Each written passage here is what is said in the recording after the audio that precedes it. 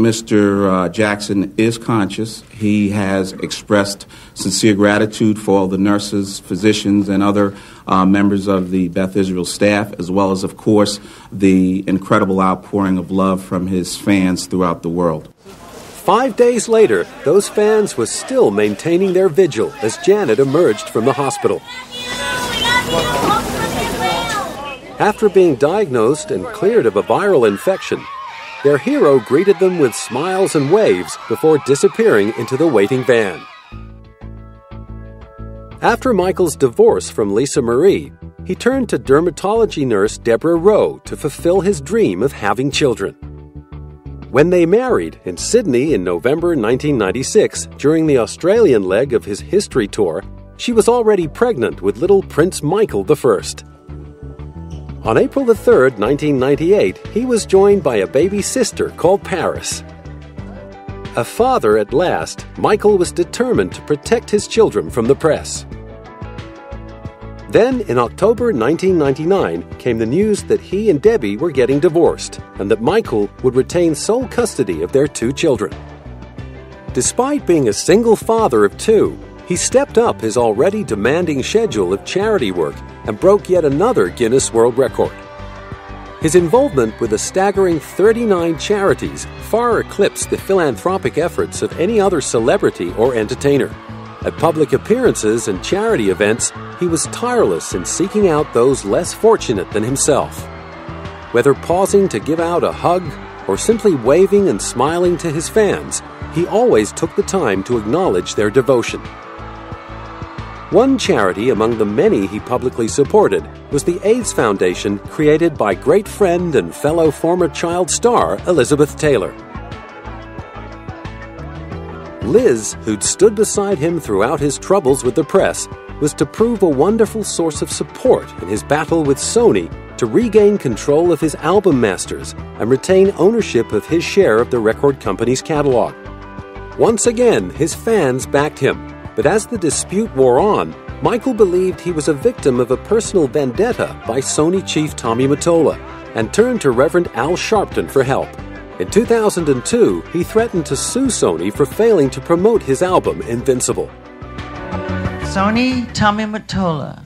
Tommy Mottola is the president of the record division. He is a mean, he's a racist, and he's very, very, very devilish. That inflammatory accusation turned the dispute into an increasingly wild media circus. Sony counterattacked with assertions it had sufficiently promoted the album and with claims that Michael had refused to support its release with a tour of the U.S. Despite the dispute, Invincible was still a commercial success, debuting at #1 in 13 countries and selling around 10 million copies worldwide. In the middle of it all, Michael had become the proud father of a 3rd child, Prince Michael II. His eagerness to introduce baby Blanket to eager fans in Berlin inspired him to embark on the rash act that would hog the world's front pages.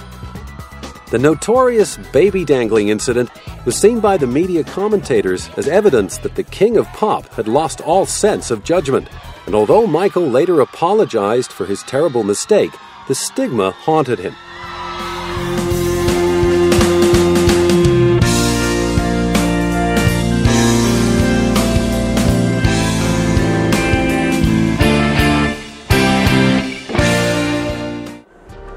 Tragically, Michael's most traumatic media ordeal was still to come. On November the 20th, 2003, he was arrested and charged at Santa Barbara Jail with lewd or lascivious acts with a child under 14. Protesting his innocence and confident of an acquittal, he waved to fans on his way to court.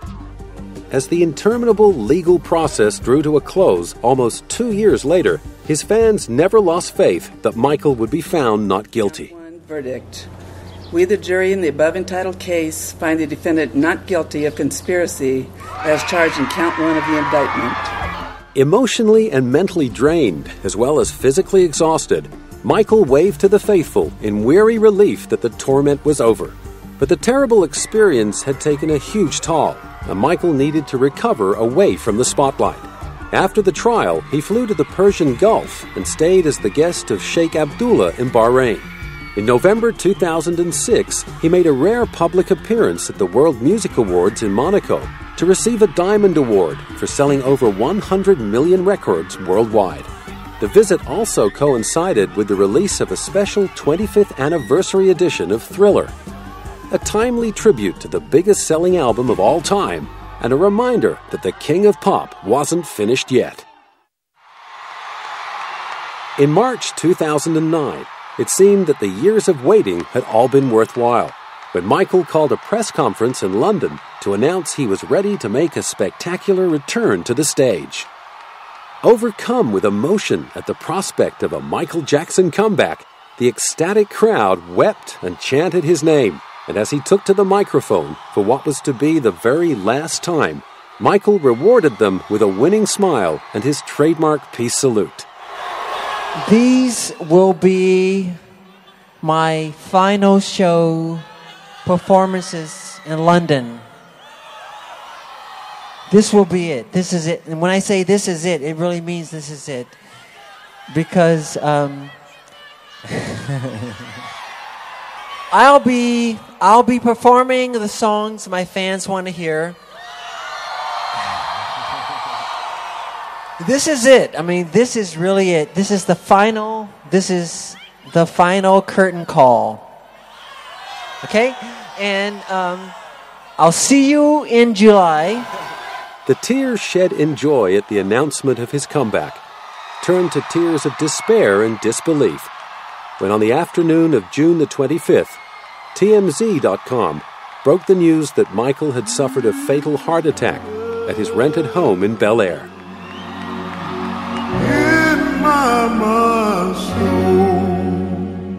United in their grief, fans across the globe immediately went into mourning.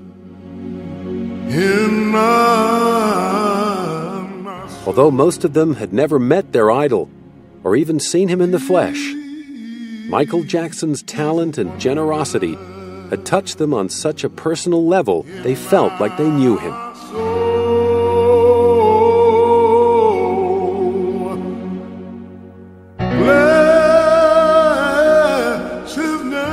On July 7th, 1 billion people tuned in to his memorial service to pay their last respects to an artist who will not only be remembered as a consummate entertainer, but also as a great humanitarian, a loving father, and a devoted icon.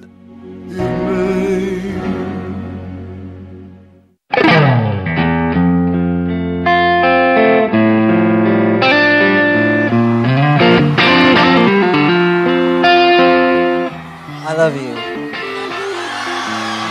I really do. You have to know that I love you so much. Really. From the bottom of my heart.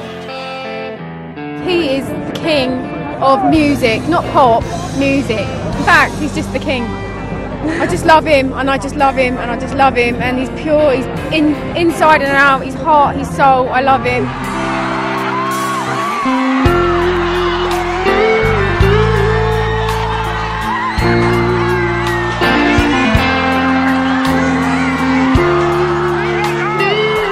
Michael Jackson changed my life. When I saw him moonwalk, when I heard him sing, when I seen him perform, he was life-changing. He's the greatest artist of our time.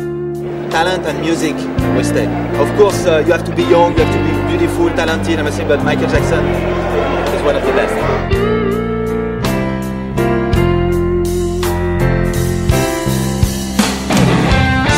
Michael was and he will remain one of the greatest entertainers that ever lived. One of the greatest entertainers that ever lived.